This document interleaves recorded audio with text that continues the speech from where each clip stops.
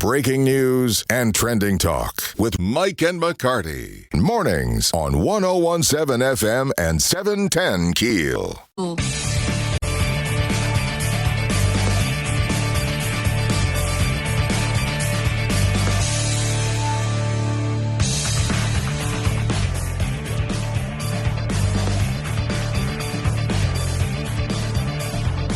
.101.7 FM, 710 KEEL. Mike and McCarty. In studio, Shreveport Mayor Tom Arsenault, Shreveport Police Chief Wayne Smith. Talking about yesterday, Mayor, you went through, Chief took you through a tour of Shreveport Police Headquarters. And one thing you said a moment ago that when we were off mic, you said there's no mold in the headquarters. Is that correct? In January 22, because of allegations of mold, the city engaged somebody to examine the facility, and they determined there was no mold. There's some mildew. There's some moisture issue. The big difference between black mold and mildew. But one of those pictures, it looks like black mold on that AC vent. But it's just mildew on there. It is mildew, and in fact, which is still pretty disgusting. That particular one was fixed about an hour after it was reported. You toured several facilities yesterday. I did. I did not tour 1, 2, 3, 4 Texas because I went on an extensive tour. You know, the replacement for that building is under design. And several months ago, I took an extensive tour with the architect, with the chief, and we went through every piece of that building. So I am very familiar with 1, 2, 3, 4 Texas. So we spent our time looking at some of the places where we're moving people, because we are in the process of moving people out of that facility. So I viewed particularly the Office of Special Investigations and Traffic are both about to be moved. Those facilities are already under renovation. That we had located those. They're in city facilities already. We took a tour with the media yesterday of the traffic, which is out on Monkhouse Drive. Mm-hmm. That's the new substation, correct? No, it's not. We toured yesterday. There are two things that are going to go at Monkhouse Drive. The first one is we're moving the traffic division, which will put a lot of vehicles out there, a lot of visible presence on Monkhouse. The second thing is a substation, and as it turned out, the bids for the substation were taken yesterday at 2:00. Okay. They came in at $1,490,000, which was $10,000 less than our estimate. So that was very good news for yesterday.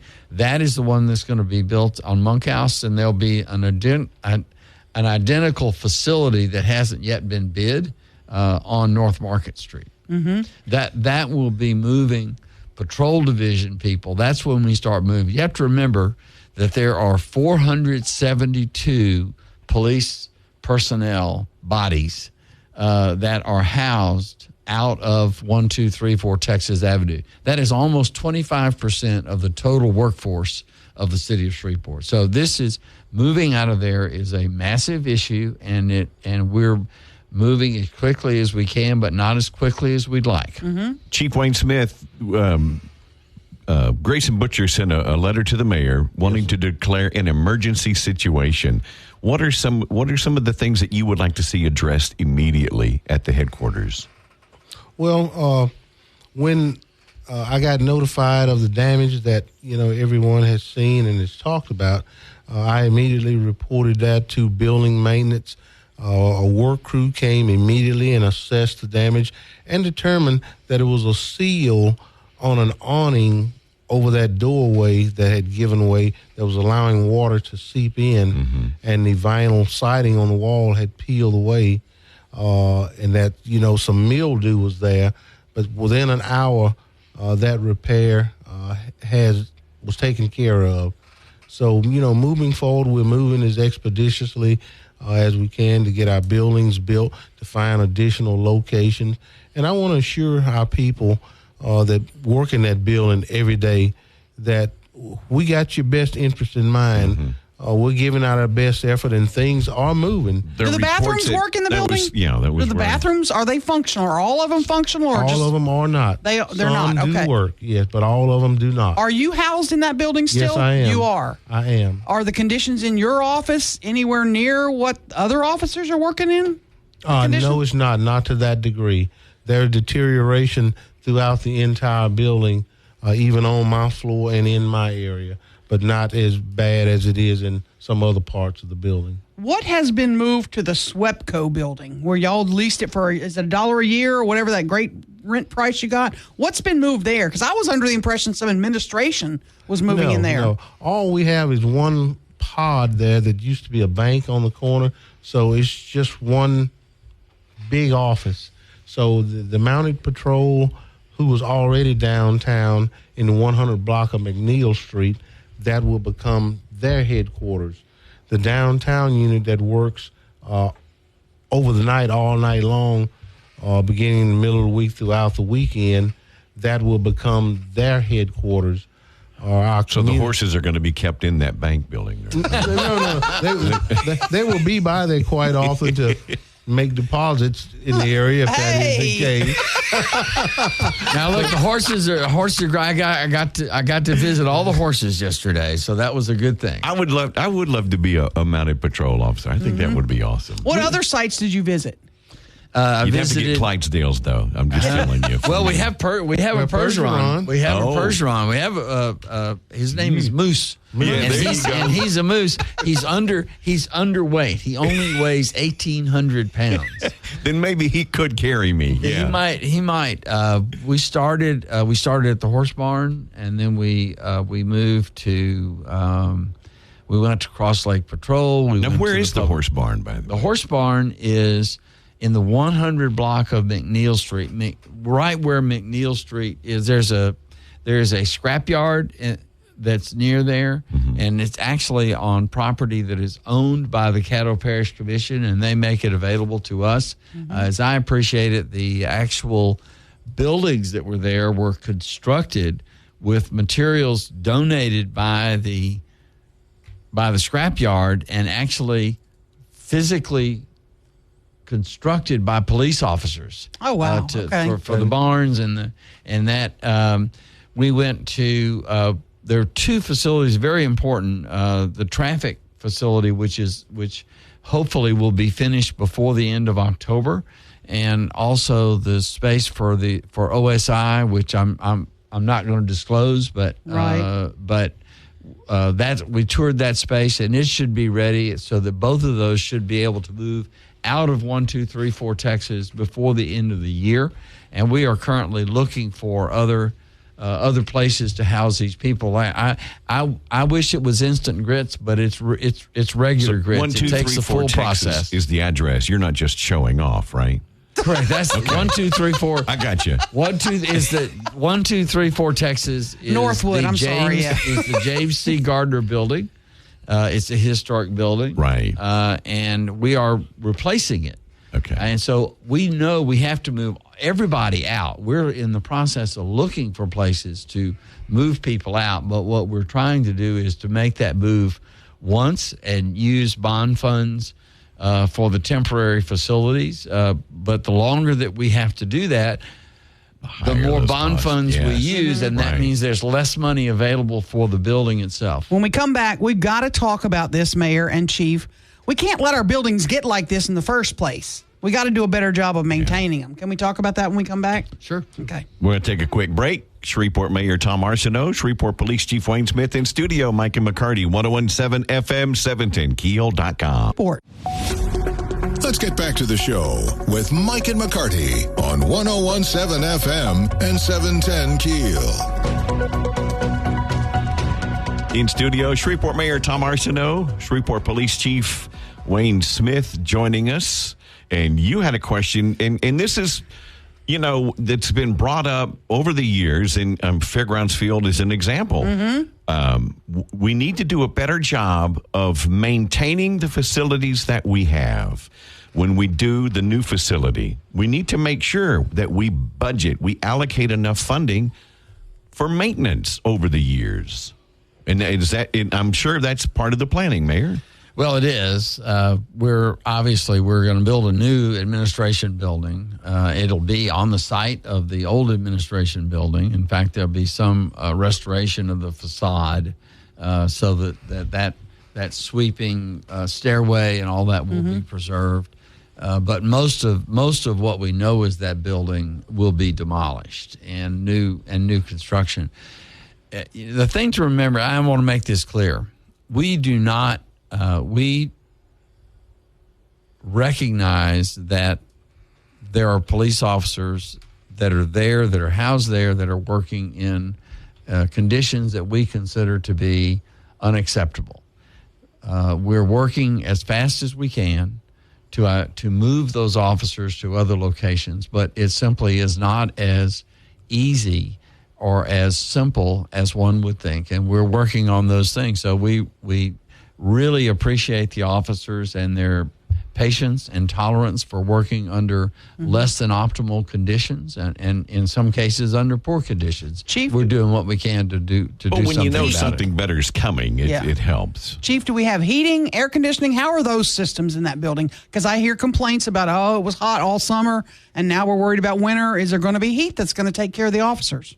We do have both, but certainly it is probably not as good either way that it should be or needs to be.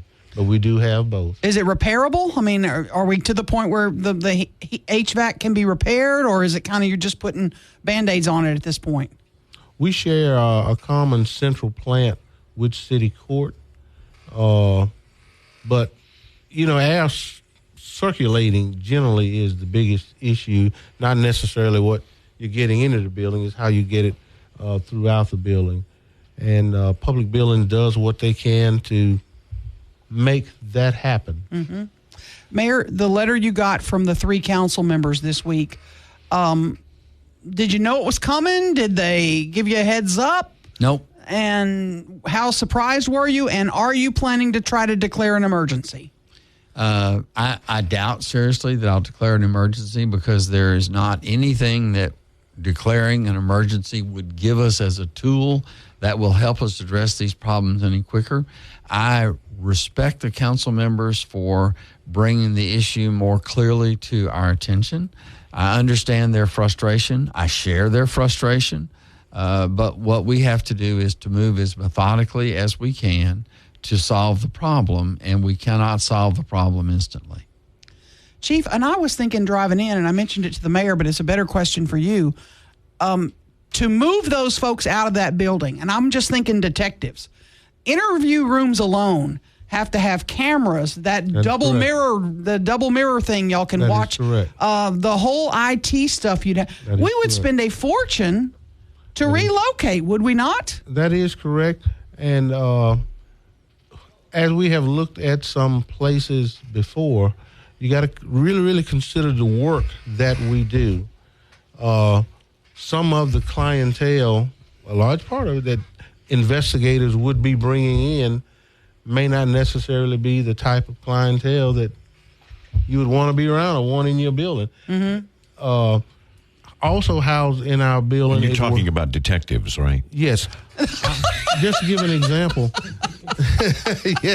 Just to give an example, you probably would not realize how many sex offenders there are that comes to the police station to register on a weekly basis. Mm-hmm.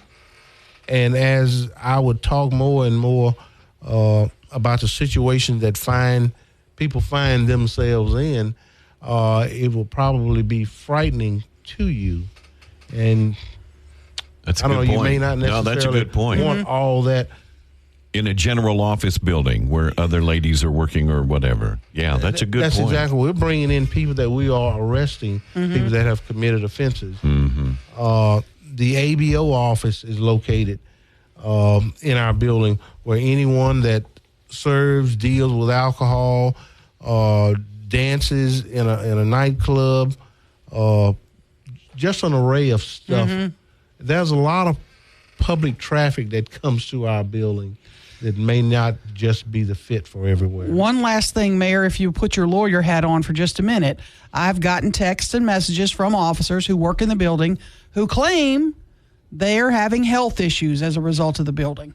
Are there concerns from you as a lawyer that we could be looking at, legal problems if we ultimately have a doctor say, hey, you've got sinus problems, and we pin it back to this building and the unhealthy circulation or whatever it is in that building? Are you worried about that at all? I'll leave those to my very able city attorney, Marcus Edwards. He doesn't want to put his lawyer hat on today, does he? I like being the client.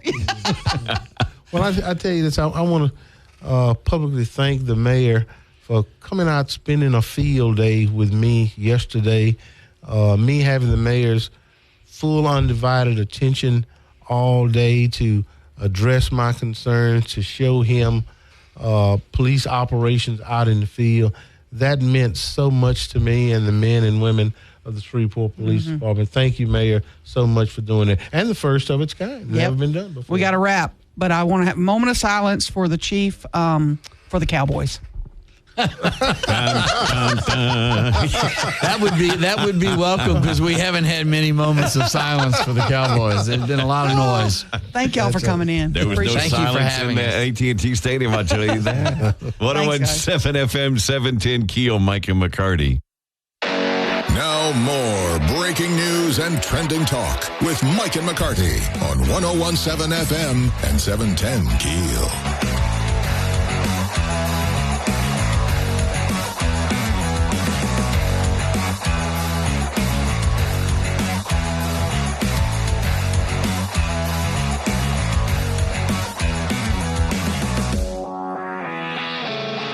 .107 FM, 710 KEEL, Mike and McCarty.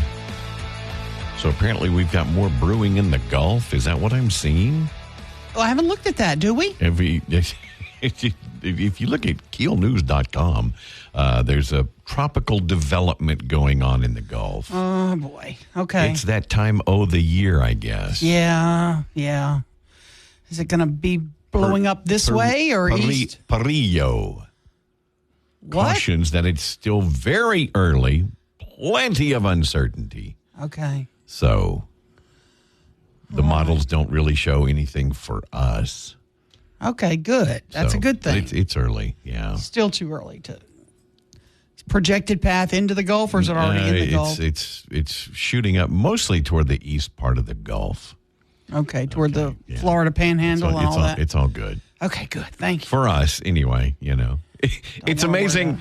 I remember George Carlin years ago had a bit about our concern on major disasters is relative to its position. Oh, sure. Yes. Thousands killed, and you're going in India. And okay. I know. Who cares? Who cares? Yes, exactly. Exactly. Well, okay. Yeah. Good luck to y'all. Yeah. Yeah. Glad it ain't us. Right. That's so true. The NIMBY. Oh, yeah. Not exactly. in my backyard. Mm-hmm. That happens a lot. I have a family in North Carolina, and they've been having flooding. Well, I care about it because I have loved ones there, right, sure. So I'm like, I watch it. But otherwise, I wouldn't give a rip about North Carolina. But I have somebody there. Not that you don't care about people. Right, exactly. Don't care. It doesn't impact me or my loved ones. That's the thing. And it sounds so shallow. I know. But it's everybody. That's true. I mean, think about if you were burdened by everything like that, you wouldn't be able to function. True. So I can't help but think that's by design. I want to thank you, and Ruben probably wants to thank you too, because I got stopped somewhere in the past couple of days, and people asked me, do I have my Bentley back? I was going to ask you what the timeline was, because I came in and you still have the rental vehicle. The rental. Mm-hmm. It may be today or tomorrow, so it should be any day now. Oh, okay. Mm-hmm. Yeah, I'm excited about it. And you got accosted about my Bentley too, didn't you? I did. Yeah. John Settle. and he asked if it was if Where's the Bentley? Where's the Bentley? When are you going to get the Bentley back? He was looking forward to seeing a Bentley in the parking lot. she has covered parking and everything. Oh, yeah. So tell the truth, it's a garage. To live in Aaron's world. I have a little remote. I know. Yeah. I know. And we can't even park in front of it or. Oh, heck no. Because I might want to leave at 9:01. Even if you're not there, we can't park in front you're of not it. allowed. Yeah, I know. I know. I was already called into the office one time for that. Thank you. I made him do it. Get his butt down there now into the red office and give him some reds because he straight to HR with it. Yeah, exactly. Corporate sends me an email. So the Bentley will be, and you know what? It's got like the massage seats, and so I'm getting my baby back. Right. Okay. I have to ask. This is going to be a weird segment. The next segment, if you don't mind. All right. Can I hijack the show a minute? Well, of course. What's new, right? No. I have to. Grateful. I need your opinion, so I want you to download the KEEL app. I want you to message me, whatever. I saw something very weird on Facebook, but I kind of liked it. I'll explain when we get back. 101.7 FM, 710 KEEL, Mike and McCarty. Back with more of Mike and McCarty on 101.7 FM and 710 KEEL.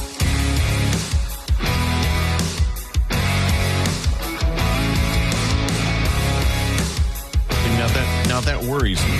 When you say that, she looks at me before the mic's open. She goes, "You're not ready for this." I don't think either one of you are. You both are very happily married men, which I commend you for. I'm a divorced woman. Okay. I live alone. There is now with a big dog. Big dog, yeah, big mean nasty dog. It even took him a minute to warm up to me. There is a new trend. I'm going to turn my computer around in just a second and show y'all what is now trending for women. It is a big deal. Okay. It is women who are now buying life-size teddy bears. Shaped like a man. Shaped like a man to snuggle with in bed. Or on the sofa. You'll see one watching TV with her bear. They say these things are selling like hotcakes. Women now have somebody to snuggle with. Oh my gosh. To cuddle, to sleep with. Some women want something in the bed to sleep with, and they're struggling to find, men. See, I find that hard to believe. They're ordering bears. What's the line in City Slickers? Women need a reason to have sex. Men just need a place. Of course, you're not talking about sex in this story. No. And this is not, I have a couple of teddy bears that I might throw on the bed. They're not in there. They haven't been in there in years. But I'm not going this far. I have a king-size bed that I sleep diagonal on. So there's probably no room for this. Seriously, this is a 6'3" bear. And it's shaped like a man. But with a bear teddy bear head. Yeah. Long arms. You can wrap the arms around you. It's not even shaped like a man. I mean, a bear at all. Yes, it's got. I'm more shaped like a bear than this bear thing. Pillow is. Yeah. It's a. I'm going to ask you two manly men in the room. Yeah. Are these women freaks? Are these women freaks? Is this weird? It's sad to me. It's more sad than it is weird. It's a little weird and kind of sad. But it's not nearly as disturbing as what men buy to put in their beds when they get lonely. Oh, you got a point. Yeah. You got a point. Yeah. You need an air pump for y'all's toys. Don't say, careful with the y'all. Yeah, you got a point. That's true. I just saw this pop up, and it's like what every single woman is going to want for Christmas. This is going to be the hot thing. For single, if I showed up to any of my friends who are single and gave them this for Christmas, they would look at me like I have lost my damn mind. How much is that? I don't know. I haven't priced it. I'm not that. Is it not on the site there? Is it I'm say? sure it is. There's different versions of. His name is Puffy. Okay. Made of high quality All right. materials. Team Puffy. All right. I don't know. Let's see if I click buy it now. Now I'm going to start getting this crap all over my computer. Right. Oh my God! Take a wild guess how much I don't know. What, $300? $200. Yeah. Wow. Yeah. For Puffy. $200. yeah. How do you ship it? Who ships this little dude? Big dude. It comes in different colors. You can get it. Unbelievable. I'm just nobody get me a Puffy. I'm Yeah, good. I'm weirded out. If I want to snuggle, I'll get Bo in there. Typically, I don't want to snuggle. Right. I think it's sad. Yeah, I'm it's a like little you. sad. It's sad. It's sad. And I think you're kind of freaky if you got a Puffy. I don't know. Oh, well, speaking of gifts, I'm going to share next next little segment. All right. Oh, my gosh. One of the greatest. 101.7 FM, 710 Keel, Mike and McCarty. Back to the show with Mike and McCarty on 101.7 FM and 710 Keel.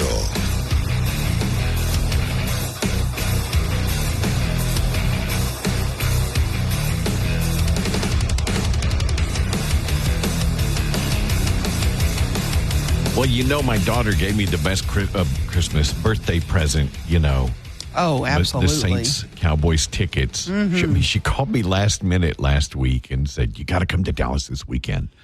I said, "Well, I can't. I've got work, Work and stuff going on, yeah. And she told me why, and I said, "Okay, Okay, I'm trying juggle. to get somebody to cover my work schedule." So that was, just phenomenal. Mm-hmm. Last night, my wife has gone over to see Micah this weekend, and I opened up her birthday present To you. to yeah. me that came in yesterday or the day before. A Bose soundbar for the TV. Wow. Now this is a woman that doesn't even like the TV on in the house. Oh, my goodness. We have one TV in the house. In the living room. In the living room. We Nothing don't in have the bedroom? Nothing Yeah. we don't have one in the bedroom. We Okay. don't have one in the kitchen. We don't. Yeah. We have one. And Nothing over the now, tub? It's a nice one. Yeah. It's a nice one. Right. And I had a soundbar. I have a soundbar, but it wasn't. It wasn't a Bose. Yeah. Aaron, I'm hooking that up last night. I'm having the best time. Wow. It's incredible. Oh, my gosh. But I'm thinking, Game changer? how different of a world are we in? Yeah. Because now I'm downloading, I have the Bose app, and you control it through it's just unbelievable. Yeah. The technology today. Yes. I don't know if I showed my children an old TV where you turn the dial. I don't know if they could figure it out. And your parents used to get, and which I would too, get so mad if you went, if you changed it too real fast. fast, go from 3 all Yeah. the way to 12. Oh, Bob, yeah. With one because you'd strip it out. They'd want you to go click, Yeah, click, you'd click. have to go one. Yep. Yep. And then how many of us had to use needle nose pliers because the knob did strip out? Right, exactly. So now you're changing the channel with needle nose pliers. And the rabbit ears you'd put aluminum foil on. They would have no clue about all that. No clue.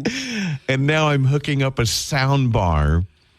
And it comes with these like headphone things. You put on your head, and then you sit in various spaces in the room, and it acoustically measures your room according to where that. Yeah. Wow. Oh my gosh. I am just blown away. Did you text the wife and tell her how cool this is? Oh yeah. Oh my gosh. Well, she called and she goes, "What do you?" I said, "I'm setting up my sound bar. I'm so excited." When's her birthday? May. Okay. And do you typically get her a pretty nice gift? Yeah, I got her like a whole That she case, won't bring back? a whole case of vacuum cleaner bags. So that can, that's good for all year. Don't say I'm not thoughtful. Note to men.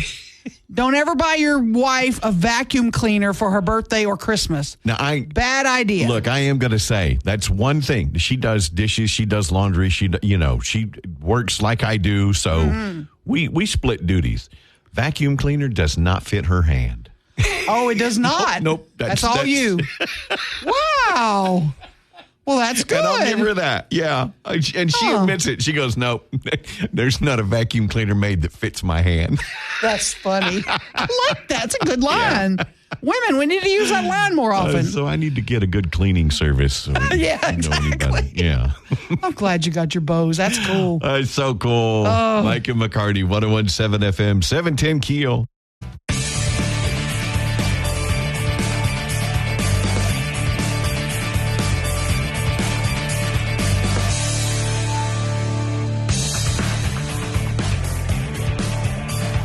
.107 FM 710 KEEL. Mike and McCarty, and on the Jack Spring Electric Newsmaker Hotline, Lieutenant Governor Billy Nungesser joining us on the road. Lieutenant Governor, good morning, sir.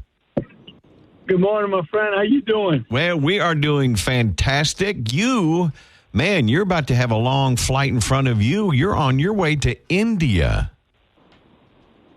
Yeah, it's a long one, 19 hours to get there. So what do you expect when you get there, and what are you going to tell them about the great state of Louisiana? Well, we were awarded a $300,000 a year grant for the next 3 years, totaling $900,000 for us to open our doors to 3 new international markets.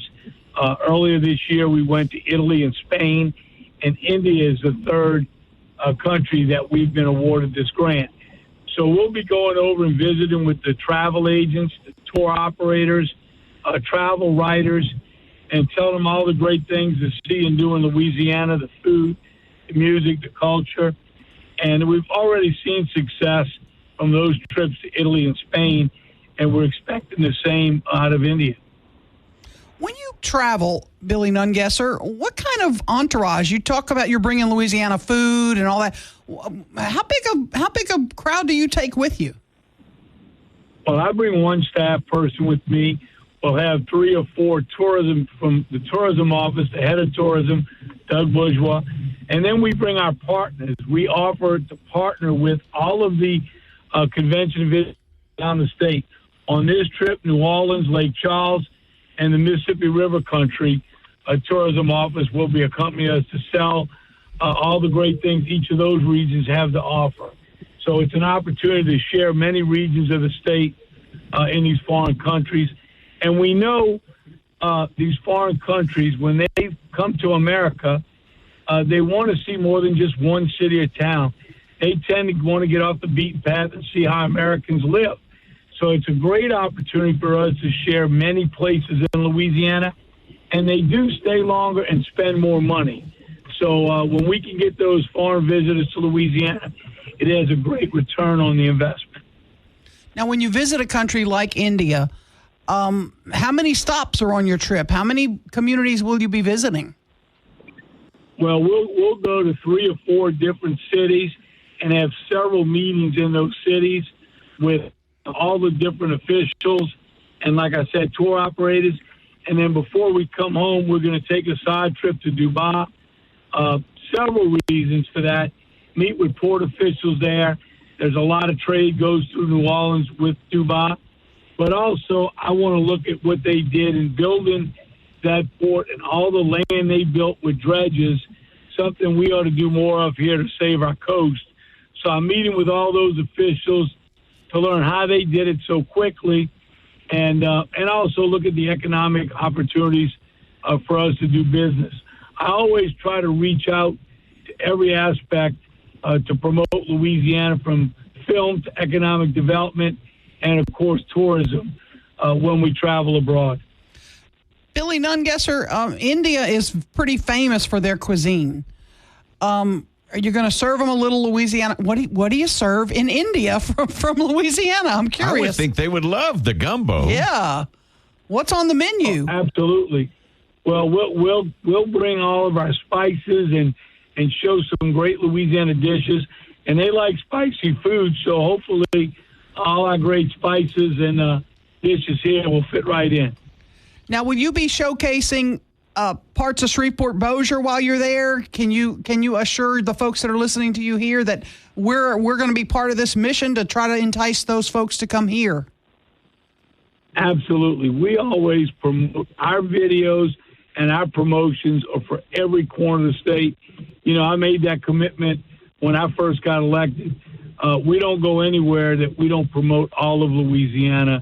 And that started the first year I took office by promoting Mardi Gras in every corner of the state. And we've seen those promotions pay off greatly for things like Mardi Gras, sports, and all kinds of special events around Louisiana.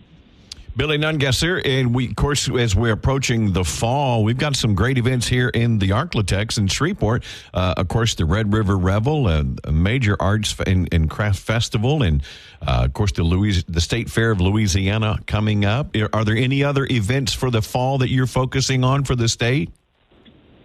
Well, what we promote every fair and festival all over the state, and we've got a portal where our local tourism folks load their event in, and we push it out to encourage staycation as well as to that drive market to promote every event in every corner of the state. And we've been really focusing on that since COVID to make sure all these fairs, festivals, and special events get the crowd they need to make those events successful. And it's been real successful. Well, Billy Nungesser, safe travels to you. Get you a nice little cushion for the neck and take you a nice little nap on that 19 flight. hours. Yeah. My gosh. Thank you, my friend. Y'all have a great week. You bet. Thank you, Billy. Be safe. 101.7 FM, 710 KEEL. Tim Fletcher's got sports coming up next. Now more breaking news and trending talk with Mike and McCarty on 101.7 FM and 710 KEEL.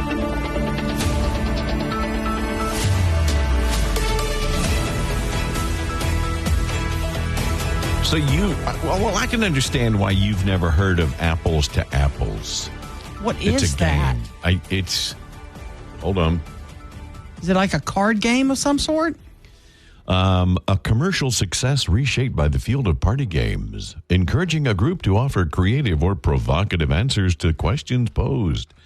I don't know. It didn't debut until 1999. Okay. So my kids were already... Yeah, I already had kids I was chasing around bringing this stuff. Yeah. Well, mine were already kind of older than that, I think. Yeah. So, but that's one of the nominees for the Toy Hall of Fame. And I am shocked when I saw this morning that balloons are not already in. How are balloons not already in the Toy Hall of Fame? I'm surprised. You need to vote. Voting is going on now through the 25th. And you just Google Toy Hall of Fame voting, and it'll guide you to the site. But it's too much to spill it all out. But balloons are one of the nominees. Phase 10, which is a game my family loves to play. What? Phase 10, it's like a card game, sort of. It's its own cards, though. The Pokemon trading card game. My Little Pony has been nominated. It's kind of like Susan Lucci. Every year, My Little Pony gets nominated and then gets dissed.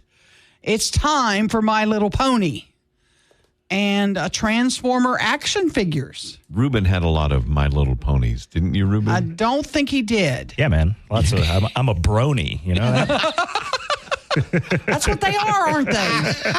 Oh, Is man. that real? Is that a real thing? A male fan of My Little Pony called a brony? Yes, that's a very real thing. Wow, okay. Huh. Braggy. All right. We need to get these toys into the Toy Hall of Fame. They're going to announce the winners, I think, in November. But go vote for the balloon, the poor sad balloon. How many of us have played with balloons over the years? Did you ever play with a balloon? Water balloons, of course. Well, that's different. Water Balloon Wars was like a big staple in my family. And now they've got these automatic filling things for balloons. You can buy the kits, and you put the little tube in them, and they fill them up. And the water balloon wars has gotten very sophisticated now. Way more than put the hose in and stretch it and hope it doesn't pop, and all that. What we had to do and fill it up with ice chest. Did you ever fill it up with anything other than water? Never did. I'm Yes. just curious. Yeah. Ruben. I'm not asking. No, I don't no wanna further know. questions. I don't want to know. He pleads the fifth. Yeah. Oh my gosh. Of course, Barbie's in there and the Cabbage Patch. Baseball cards made it in last year, which I thought baseball cards weren't already in. Right. The Cabbage right. Patch Kids, the Fisher Price corn popper. here we That go. thing you rolled along the ground and it pop. Those things pop. Yes. That- Oh my gosh. Yeah. This is becoming a little like the Rock and Roll Hall of Fame. They're very loose in their definition of toy. I wouldn't consider a balloon a toy. See, I'm I'm with kind of you. with you on that, I too. wouldn't consider baseball cards a toy. A toy, right? Yeah. That's odd. You're getting off into some strange category. Some weird stuff. Yeah. The popcorn popper thing. Yeah. How that's not is that already in there? Transformers. Yeah, it made it last year. Okay. How did... That's a great point, because if you go down the toy aisle, are you going to find balloons? No. You're probably not. No. And you probably don't even find baseball cards on the toy aisle, do you? Probably not. No, I don't think so. They're probably like No, in a you have- specialty section You somewhere. have to go into the offices here, some of the guys in the building. Find all the baseball cards you would dream of. The Nerf foam toys made it in last year, Okay. which those were cool. That was when did Nerf footballs first come out? Was that the first oh my Nerf gosh, toy? I remember that. Yeah. Or was it the Nerf yes. ball? Yeah, I think the football and the regular ball were first, and then I had the first Nerf gun, which was the Nerf bow and arrow. Oh, wow. Yeah. What year you think for that? I'd have 93, maybe Okay. earlier. What Rusty- year you think with the football? That's, because I 80s? remember those. Yeah, definitely 80s. I think the Nerf footballs were probably early mid 80s. And a thing that always fascinated me: how come there was always a bite taken out of them? Yeah, that's a great question, Ruben. Every time you saw one, there was a bite taken out of it. Some kid let their intrusive thoughts take over. That was crazy. Yeah, that was Crazy Timmy down the block. Right, Everybody yeah. had Crazy Timmy down the block that thought, I'm going to see what it tastes like. Don't let him play with the Nerf stuff. Yeah. He'll never Nerf eat them. it. Nerf football was introduced in 1972. Wow. I thought so because I remember that as a kid. I remember when it first came out. Wow. Yeah. I do remember jumping off a diving board and my brothers would throw them to Sure. you. And so, you try to catch it. You try to catch it. Right. And that was the one that, before that, a regular football would hurt if it hit you. And absolutely. Nerf football was like, oh, this is a lot easier. And I didn't like the ones when they did them kind of spirally. They did them. Oh, yeah. Yeah. I Don't need like that. the regular, the Nerf Pro Grip. Okay. Well, we need My Little Pony. For all the bronies, we need My Little Pony to finally get in and break the Susan Lucci curse. Because that was a very popular toy. Is it still, or is it kind of faded? My Little Pony? Yeah. What is that? What does that have to do with Susan Lucci? Well, she never did win an Emmy. I know. She was nominated over and over. My Little Pony's been nominated over and over again. I got you. Yeah, My Little Pony is huge, especially amongst the. I'm not kidding about the brony thing. That's not a joke. That is a No, I real. believe you. That is a real community of people. Interesting. Are they? It's not hetero men, are they? I don't know what they are. Not sure. Not sure. I think a lot of them might be attracted to the ponies. if I'm being honest. Ruben. I think that's a real thing. Wow. Brony community, please don't come at me. I know. I don't even waiting want to look outside. that up. I don't even want to. I wouldn't. No, I wouldn't look it up either. no. I wouldn't. Well, toys. I wish more kids played with toys these days, more than their digital devices and video games and all that. I wish they would just play with a Nerf football. That'd be nice to see every now and then. Nerf football. I'd love to have a Nerf football now. Oh, absolutely. Amazon. Here we go. There's your Christmas gift. Yeah, no, that doesn't count. News is next. 101.7 FM, 710 KEEL. Best stories of the day with Mike and McCarty on 101.7 FM and 710 KEEL.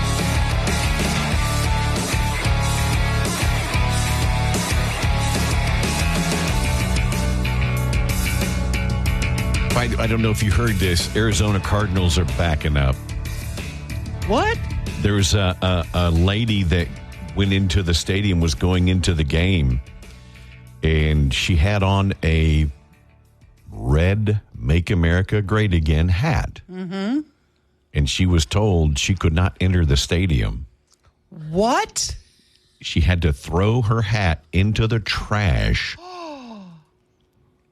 in order to enter the State Farm Stadium. Yeah. Do they have a rule about no politics? Well, they have a rule that says signage, posters, flags, or displays that are political in nature are not permitted.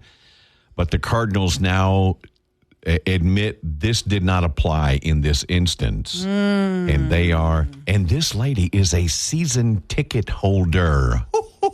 Wow. Season ticket holder. Wow. Cardinals are saying, we're going to work to provide clarity to all stadium personnel. Man. So it ticks somebody off. Oh, yeah. And they said, you're not coming in here. Holy cow. Yeah, they said they reached out to the lady and said, look, this is not consistent with our policies and practices, and we apologize. I'm wondering what else she got. Yeah, no kidding. A season ticket holder? That's a couple of hot dogs, I'm thinking. Maybe some beers? I don't know. Wow. That's crazy. Yeah. Sometimes people do things and they don't realize this is going to have far-reaching implications, and you don't realize your actions the world will now be watching you. Actually, hers was black. Really? A black Make America Great Again hat. So it wasn't even the red, the that stands iconic, out. Yeah. Right. This was a black one. Golly. So, okay.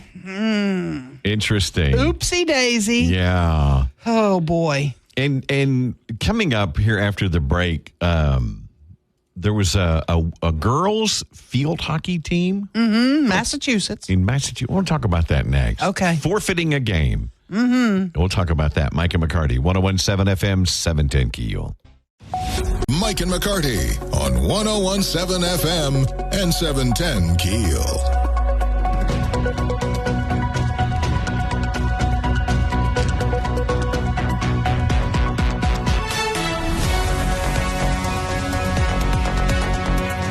One of the things I am proud about Louisiana for, standing firm on issues like this, protecting women's sports.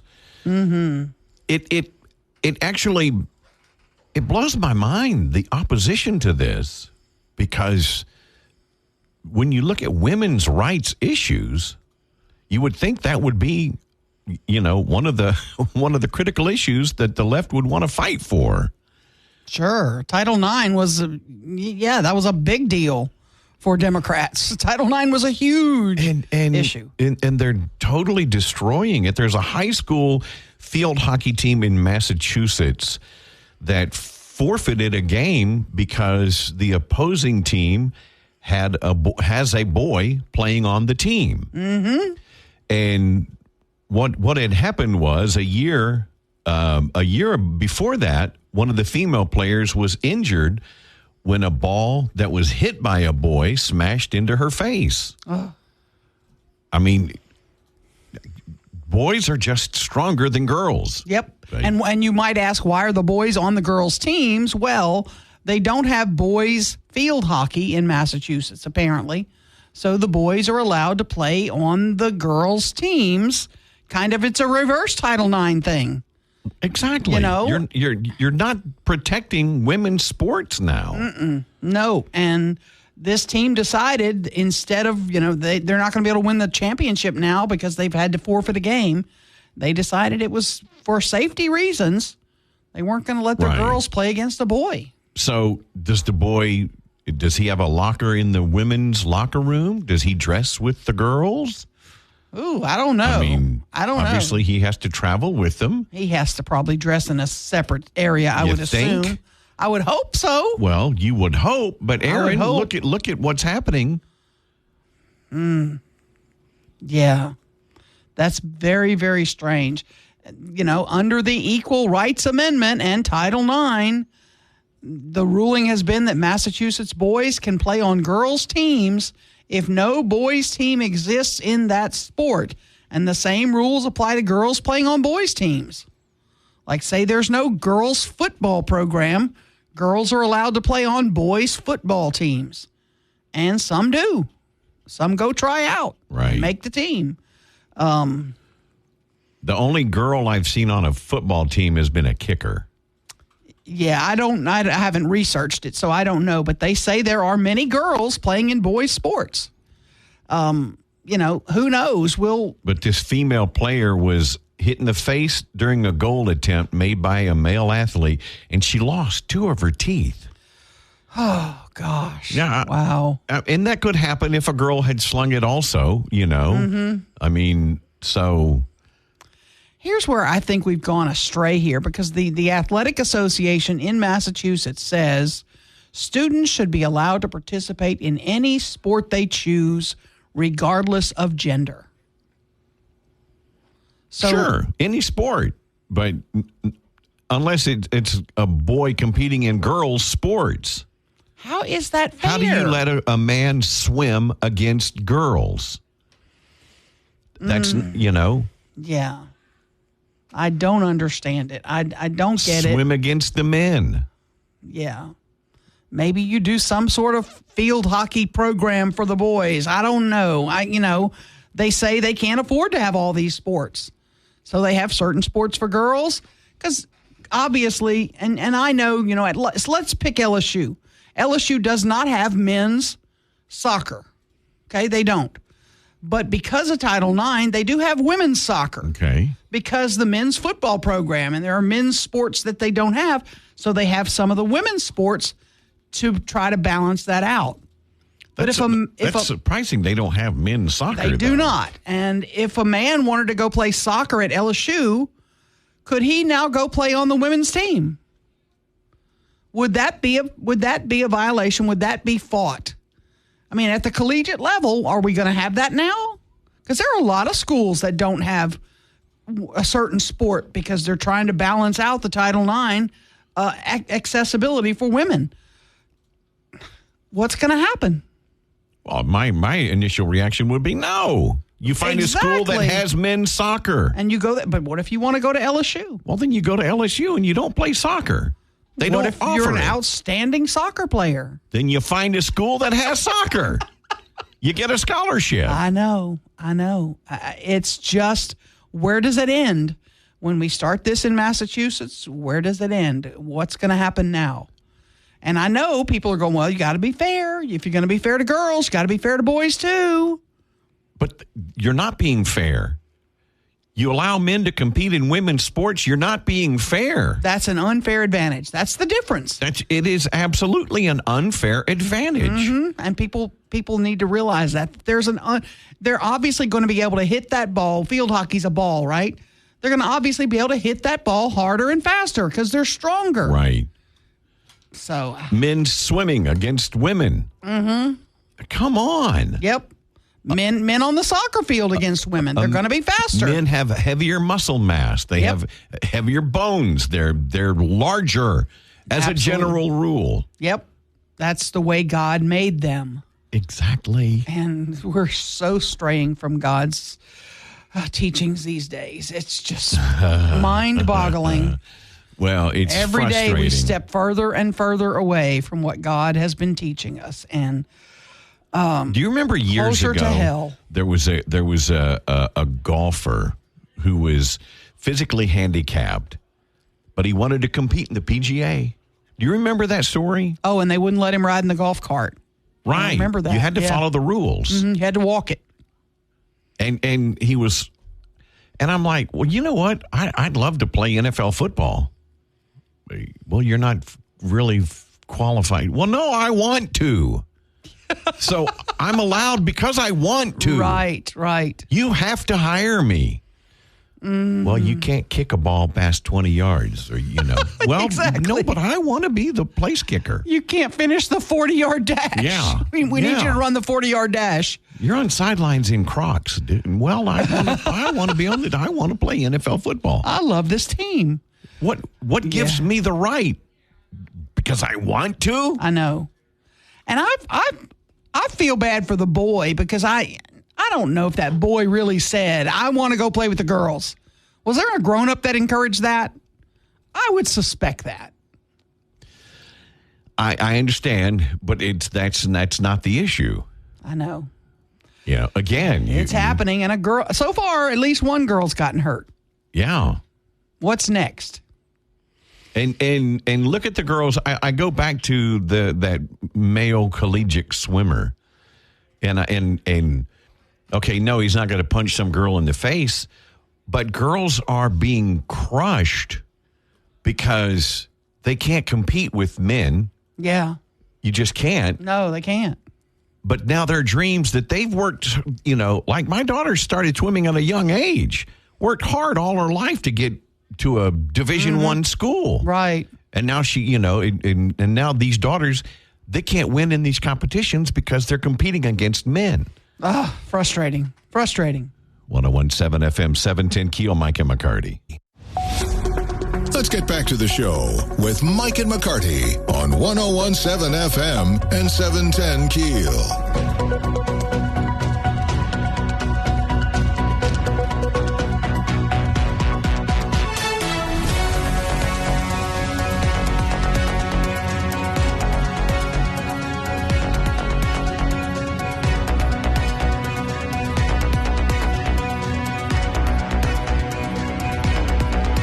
.107 FM 710 KEEL. Oh, by the way, be sure to download the KEEL app if you haven't done so. We appreciate you spending part of your morning with us, and you can take us with you. Pretty bummed today because there's this group that does, it rates pizza joints around the world. Okay. Worldwide. And there's one good thing about this list and one bad thing. One good thing is that a New York pizzeria is now the top pizza spot in the world, beating Italy, of course, beating Chicago. It's a big deal to win this. You can see the list at keelnews.com.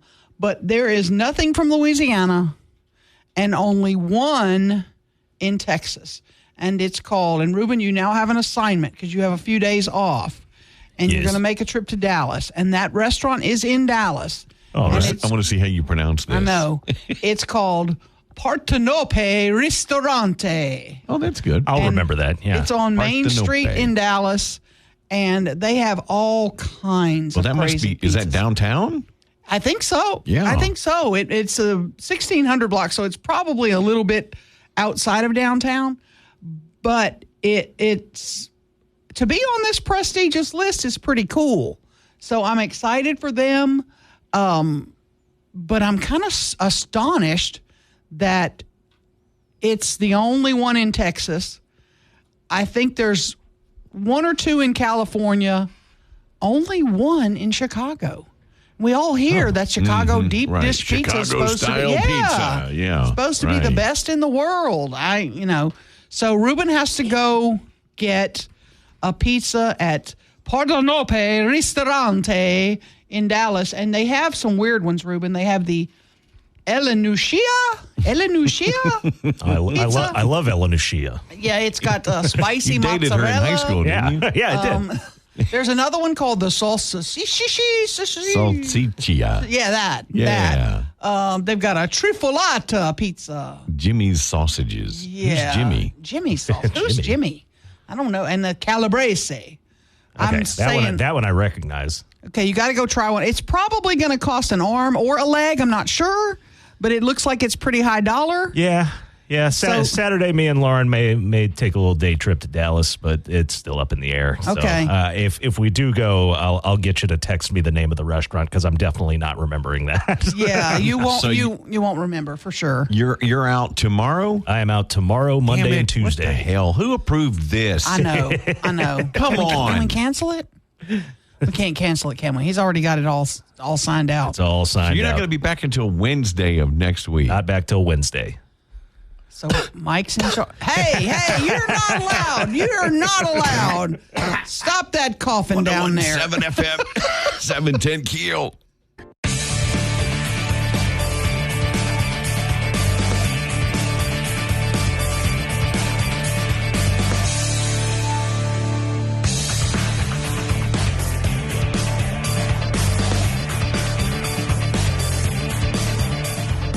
101.7 FM, 710 KEEL, Mike and McCarty.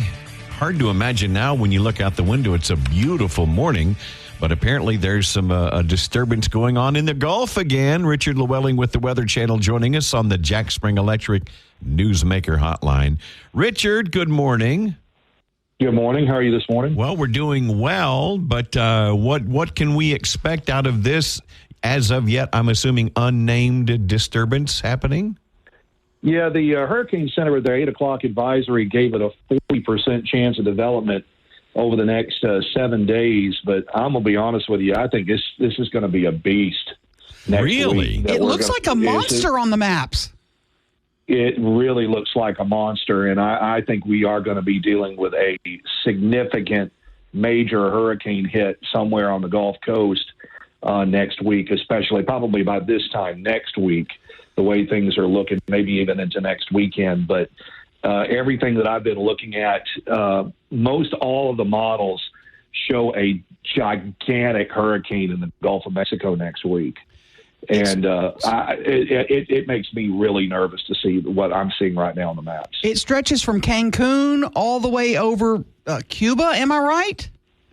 Yeah, this is going to develop north of Roatan, north of Honduras, and basically it's going to drift toward the Yucatan Channel, get on into the Gulf of Mexico. Of course, the Gulf is pretty much untapped resource for strengthening hurricanes this year. And, I think that's one of the reasons that the models are just going absolutely bananas with showing what it's been showing here as of late. We've had consistent run after consistent run on American, European, and Canadian models all show a major hurricane in the Gulf of Mexico next week. The question is, where is it going to go? Right, The hazard outlook from the National Weather Service, they basically have an area basically from New Orleans over to Florida with the biggest concerns. I think that's pretty much in line with all what the modeling is showing right now. They've got moderate risk for heavy rain, moderate risk for strong winds after Wednesday of next week for pretty much areas east of New Orleans all the way over into Florida. But, of course, this is still an evolving situation. We still don't even have a tropical depression or a storm yet. And I think that, as the weekend moves on, I think we're going to get a better handle on where this is going. But this is going to be a big deal next week. What's the process, Richard Llewellyn from the Weather Channel, of it being called a tropical depression, then a tropical storm, and then a hurricane? How does that work?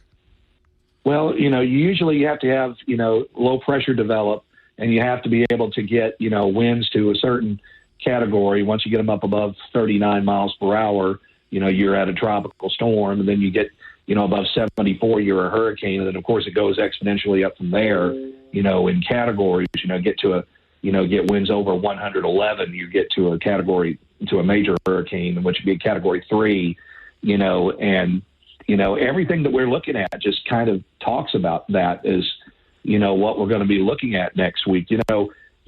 Everything that we've been talking about this hurricane season so far, it's been relatively quiet, but, everything said, be prepared to what's going to come on the back end of this hurricane season.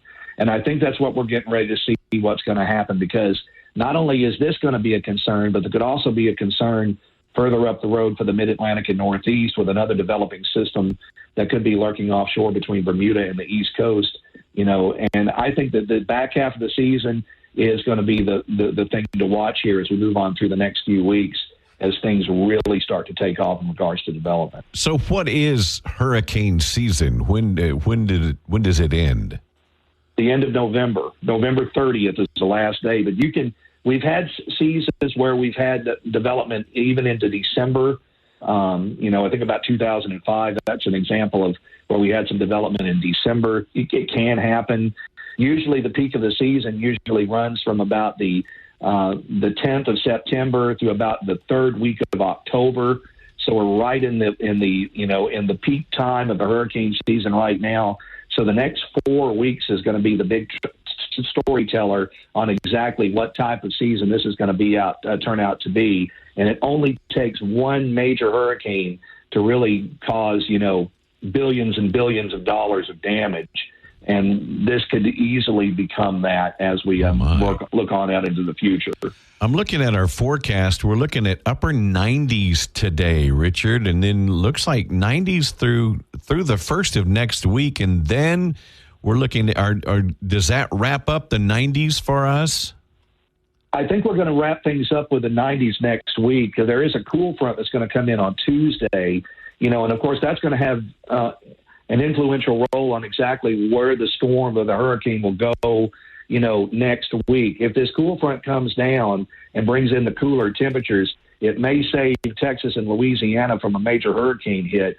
But if this system is weaker next week, of course, the entire Gulf Coast will be in play on exactly who's going to get what. But I think the big story next week is we are going to cool temperatures down into the 80s next week, especially Wednesday and Thursday with that cool front coming through. It may bring us a shower, and then temperatures will stay in the 80s through the end of September and right on into the 1st of October. Now, if this moves into the Gulf as we're projecting, once it gets into the Gulf and the open water, it will likely build up steam, right?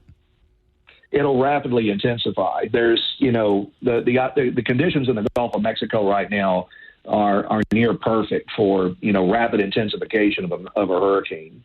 And I think that's the thing that, it's got a lot of people really concerned, and the modeling, everything I've seen, every met I've talked to, basically has said the same thing. This is going to be a major deal next week.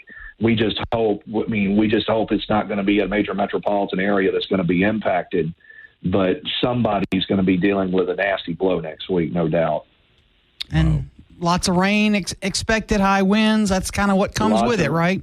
Yeah, lots of rain, high winds, and, depending on exactly, how strong the storm is going to be and where it exactly makes landfall along the Gulf Coast, this thing could run up the entire eastern seaboard. And that's another concern that we'll have, where we'll be dealing with damage, heavy rain, and flooding that could go all the way up into the Carolinas, mid-Atlantic, and Northeast. So, the U.S. weather picture as a whole is going to have to really keep an eye on this for next week. Richard Llewellyn with the Weather Channel, thank you for jumping on with us, and keep us posted. We sure will. Thank you so much. Mike and McCarty, 101.7 FM, 710 KEEL. Breaking news and trending talk with Mike and McCarty on 101.7 FM and 710 KEEL.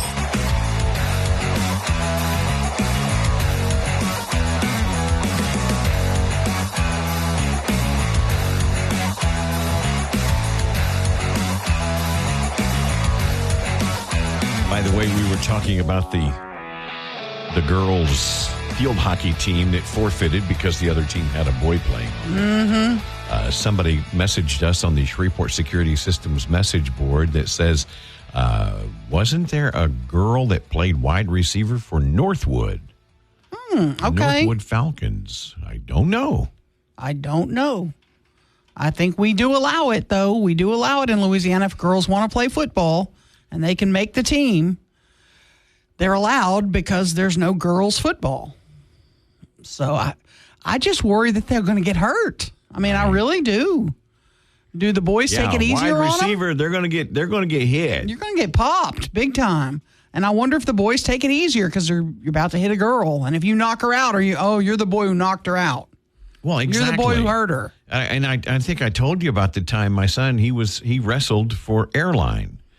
And there was a girl that was, wrestling for like Benton. I don't quote me. And that was his draw. He got her. And he was just sitting there, and it's like, and I told him, I said, look, son. No win. It's a no win for you. Yeah. Because, of course you lose. Never girl hear beat you, and then if you win, so what? You beat a girl. Yeah. So I said, all you can do is just pin her and get out. Yeah. Just do it. Just pin her and get out.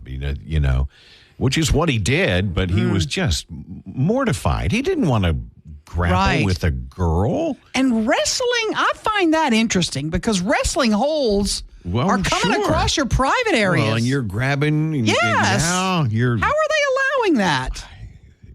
That's teenage boys grabbing teenage girls' crotchal area. Right. That's not a word, is it? Sure. Okay. You communicated a meaning. I got you. How is that even allowed? Aaron, I don't know. And this was years ago. This wasn't even, I mean, he's almost 40 now. Golly. You forget that they're doing that. Are there still girls wrestling? Do they still allow that? I can't say that I've been to a high school wrestling match in quite a while. Yeah. I have never been to a high school wrestling except when I was in high school. So that's been a hot minute. Yeah. Oh, man. But we didn't have girls wrestling back then. It was just boys. Right. And speaking of that, this is so not on topic. Why do the boys wrestlers wear those stupid suits, those outfits? Sniglets? Is that a sniglet? Right? Is that what they're called? Is that right, Ruben? Is what it's called? I don't know. I it's have the no little idea. Skinny straps. Singlet. Oh, singlet. Yeah. I didn't even know what the hell y'all were talking about. It's skin tight. It's short. It's It's like a onesie, skin tight onesie. Yeah. Right. Yeah. Well, I would imagine to have less to grab, you don't want somebody like a wide receiver. Those jerseys now, man, they're skin. They have to have somebody help. The pads are already in them. Oh, yeah. And they have to have somebody put them on and help pull down the jersey because you don't want somebody grabbing your jersey. Well, don't wear a shirt then. Well, I don't think they do. I think they wear the singlet, and that's it. Now, in Brazilian jiu-jitsu, they wear those gis because they want you to grab them. That's an advantage for them. Okay. Because if you grab a hold of them, they immediately know what to do. So much so that they had to ban them from the UFC. You can't wear a gi in the UFC anymore. I think this is the only radio station in America talking about gis today. And sniglets. And sniglets. Oh, Lord have mercy. That is, if I were to tell you what athlete has the stupidest uniform, it's wrestlers. Okay, what athlete has the best uniform? Ooh. Women's beach volleyball. What? Ruben. Hey, I got to go with you on that. I'm going to go with you. Men's beach volleyball is kind of good. No, that's not what I said. I swear he said men's, didn't he? I wasn't listening. No, I did not. Yeah, that's pretty good. That's one of those where you can't sit in the house by yourself watching women's beach volleyball. No. And the wife walks in. What are you doing? Nothing. I love volleyball. It's Olympics. I'm watching the Olympics. We're going to catch Aaron Why do you watching. keep pausing it and backing it up? We're going to catch Aaron watching men's beach volleyball with that giant teddy bear thing coming up pretty soon. Oh, God. That's how she knew about it. She ordered one. If you haven't heard about the teddy bear, we'll tell you about that when we get back. This is freaky. Really freaky. Weird. 101.7 FM, 710 KEEL. Back with more McCarty on 101.7 FM and 710 KEEL.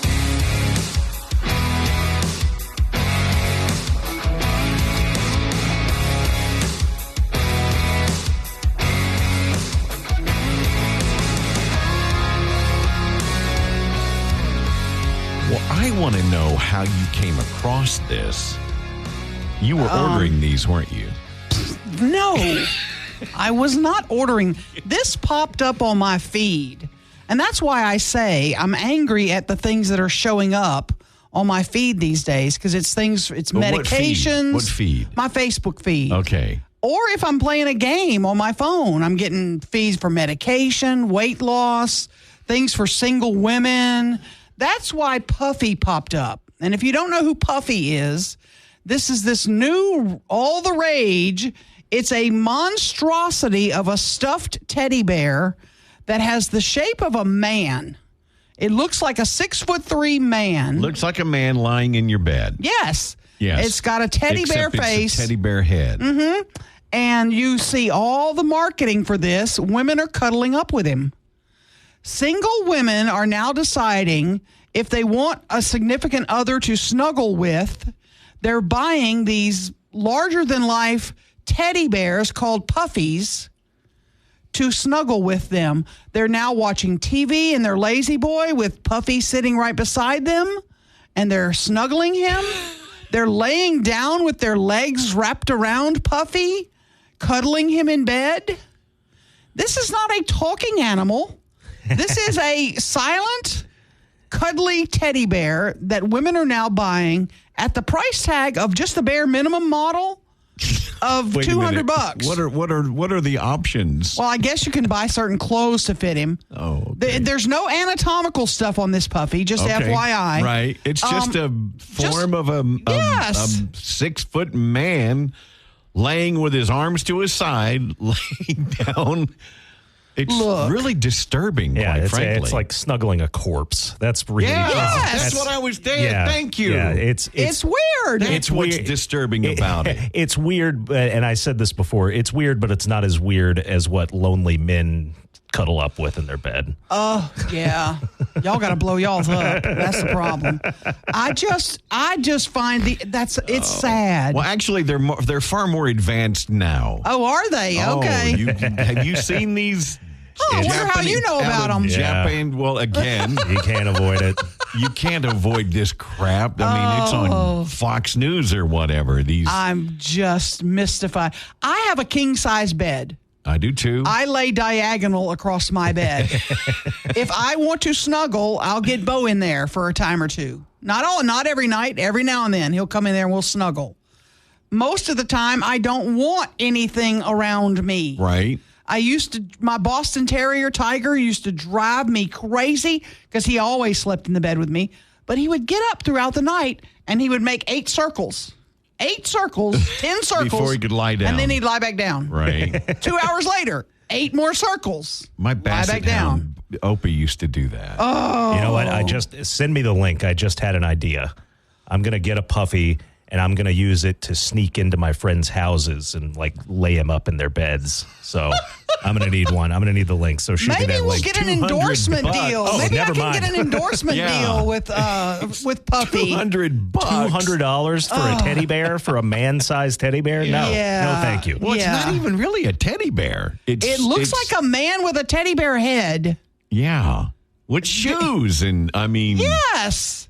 No man is wearing his shoes in my bed, for one. Take your damn shoes off. So bizarre. Anyway, this is bizarre, and McCarty does not want a puppy. Actually. I'm good. It is sad. It is sad. They just can't find the right man, but they like to cuddle. Am I remembering this wrong? Was there at one point things you could buy for, and maybe, I don't know, maybe people similar to this, but I'm thinking for your pets that actually had a heartbeat? I think so. Do you remember that? Yeah. It had a heartbeat or something. I think and so when you cuddled with it, you could feel a heartbeat or. Oh, yeah. I just find this very bizarre, and I wonder if anybody in Shreveport's got one. I wonder if Puffy's sold here at all. You think they're going to admit it? No, they're not going to. No. Probably not. Probably not. If you want a Puffy, let us know on the Shreveport Security Systems message board. Oh, Puppies for all. If you have one, we won't say your name. No, we won't say your name. I am curious now. Oh, it's freaky. 101.7 FM 710 KEEL. Let's get back to the show with Mike and McCarty on 101.7 FM and 710 KEEL.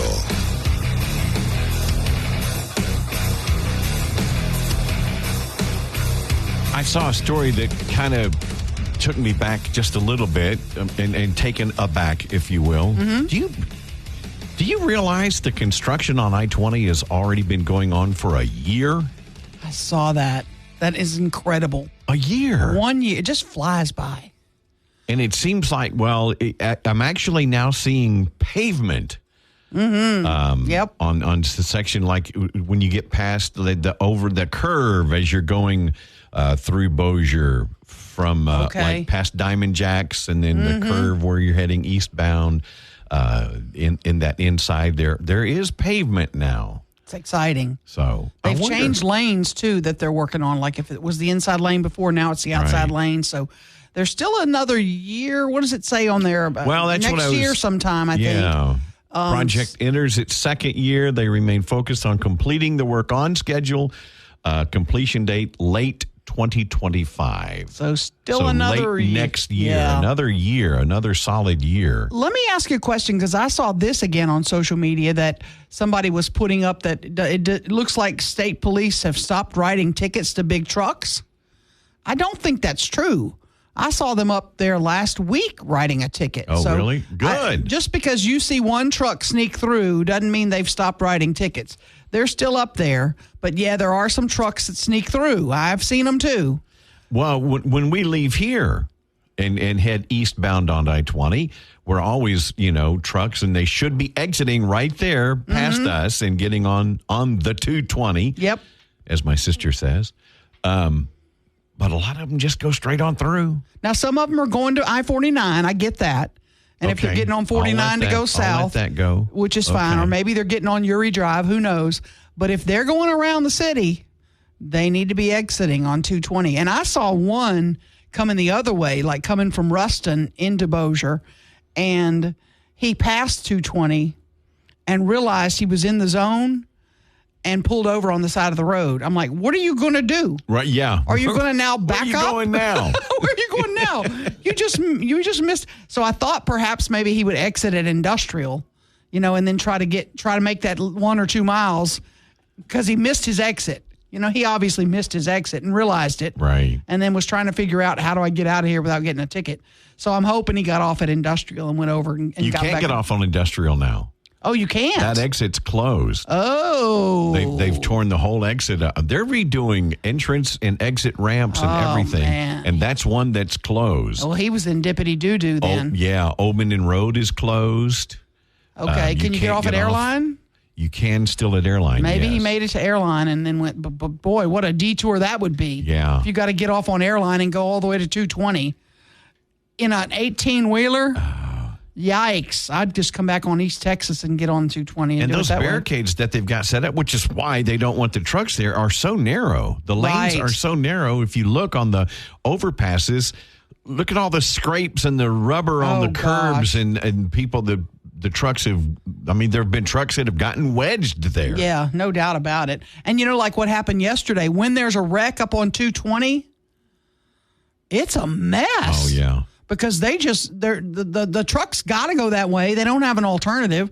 So they just it's like a parking lot. It was up there yesterday, like a parking lot for, 5 miles. It was backed up. So now, I had to go to the Brookshire Grocery Arena last week on Saturday.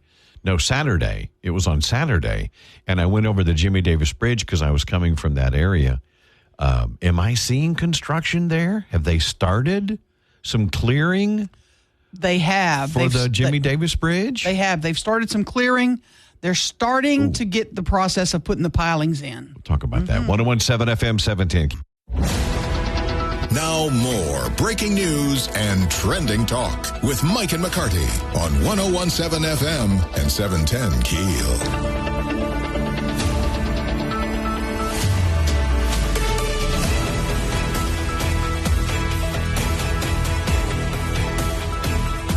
I don't know if it's just because I'm getting older, but I noticed that this is my favorite time of the year. Love it. Actually, we're coming into my favorite time of the year. Cooler temperatures has a lot to do with it. You bet. But also the revel. Yes.